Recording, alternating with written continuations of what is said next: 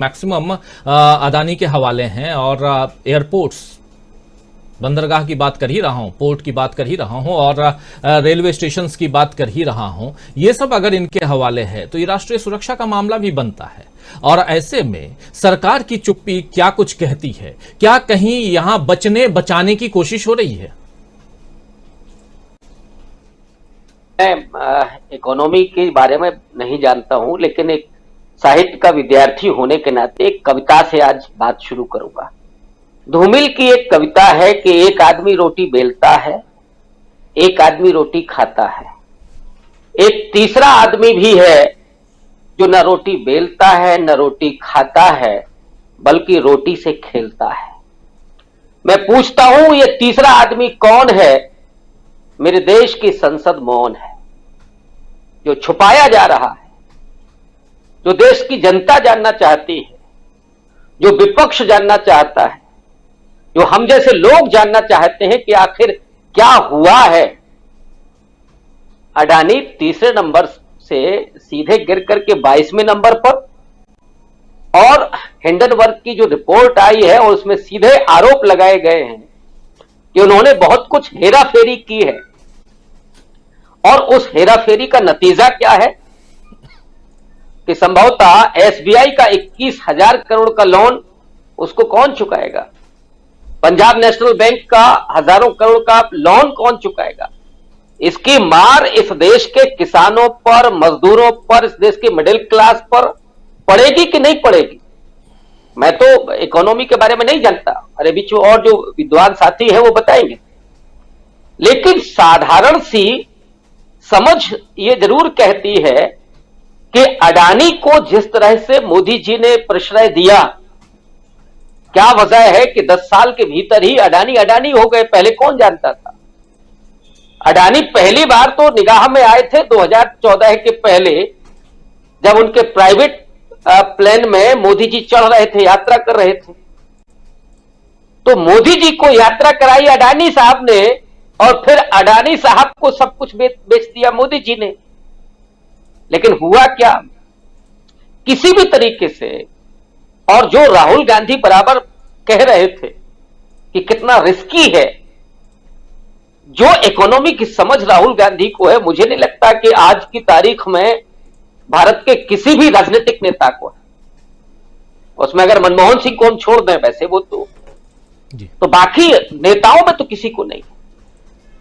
वो भविष्य के बारे में भी सोच रहे हैं, और जो उन्होंने कहा वो दिखा कि जिन लोगों ने शेयर मार्केट में अपना पैसा लगाया था, उनका पैसा कहां गया? वो डूब गया। वो तो उसमें एक पुलिस वाला भी, एक मिडिल क्लास का आदमी भी, उसमें और भी लोगों ने पैसा लगाया होगा, उनका भी तो पैसा डूबेगा।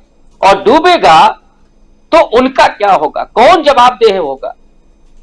अडानी साहब पर सरकार खामोश क्यों है? ये तो देश पूछ रहा है ना। बिल्कुल। और जब देश पूछ रहा है तो उसका जवाब देने में इतनी आनाकानी क्यों? और इसीलिए मुझे लगता है कांग्रेस पार्टी ने फिर से लगाया है वो कि चौकीदारी ही चोर है।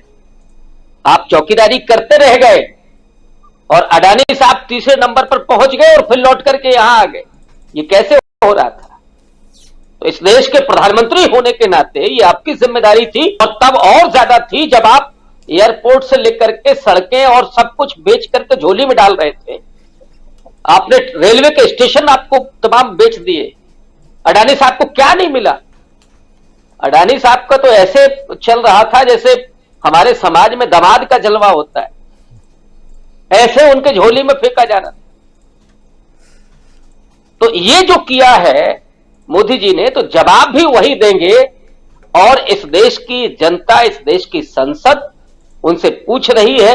हम तमाम लोग जो जानना चाहते हैं वो भी पूछ रहे हैं कि आखिर ऐसा क्यों हुआ, और इस देश की लाखों करोड़ों जनता की जो गाढ़ी कमाई थी, जो उन्होंने इन्वेस्ट किया था, उसका आखिर क्या होगा? एलआईसी में अगर लोगों का पैसा डूबेगा तो उसकी जवाबदेही किसकी होगी?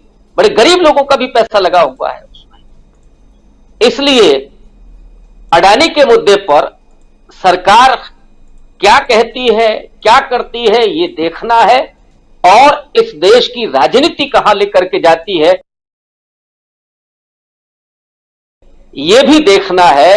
और इसीलिए जो आपने लिखा ना कुछ बड़ा होने वाला है, ये यही रुकने वाला सिलसिला नहीं है। ये बात निकली है तो फिर दूर तक जाएगी। जहां तक अडानी जी पहुंचे थे वहां तक जाएगी कि कहां अचानक अडानी जी का इतना बड़ा अवतार हो गया। और राहुल गांधी ने तो कहा ही था कि ये सरकार पीछे से कौन चला रहा, तो अब सरकार जवाब दे। जी राजीव जी। जी बिल्कुल बिल्कुल। सरकार पीछे से कौन चला रहा है, यही राहुल गांधी लगातार पूछ भी रहे हैं और इसके पॉलिटिकल इम्पैक्ट को हम समझने की कोशिश कर रहे हैं। गौतम अडानी $150 बिलियन से $55 बिलियन पे आ गए, उनका नेटवर्थ आ गया। ये हो सकता है ये उनका मामला हो, कितने अमीर रहे, वो तीसरे नंबर के अमीर थे तब भी हमको कुछ नहीं मिल रहा था और आज 22वें नंबर पे हैं तब भी हमको नहीं कुछ मिल रहा। लेकिन सवाल यहां वो नहीं है कि हमें क्या मिल रहा है, सवाल यह है कि इस देश के जो आम जनता है वो क्या खो रही है। यह सवाल बहुत वाजिब है और इसी सवाल का जवाब हम ढूंढने की कोशिश कर रहे हैं और समझने की कोशिश कर रहे हैं कि राहुल गांधी लगातार पिछले साल, ठीक साल भर पहले, आज 3 तारीख है और 2 तारीख पिछले साल 2 फरवरी 2022 को राहुल गांधी सदन में भाषण देते हैं और लगातार वहां भी अदानी अंबानी का नाम ले रहे हैं और कह रहे हैं कि ये तमाम चीजें आपने उनको दे दी और आप कहीं न कहीं गरीबों का हक मार रहे हैं, छीन रहे हैं और कह रहे हैं made in India, made in India. आप मेड इन इंडिया कर ही नहीं सकते। ये आपने जो साथी शुरुआत में हमारे साथ जुड़े थे वो सुन चुके हैं। थोड़ा सा उसका एक अंश अभी फिर से सुनाना चाहूंगा जो साथी बाद में जुड़े हैं उनके लिए, और कितना आज की तारीख में मौजूद है, वो कितना इंपॉर्टेंट है वो बयान राहुल गांधी का, और हम उसको आज यहां क्यों ला रहे हैं ये मीनू जी से हम समझने की कोशिश करेंगे उसके बाद।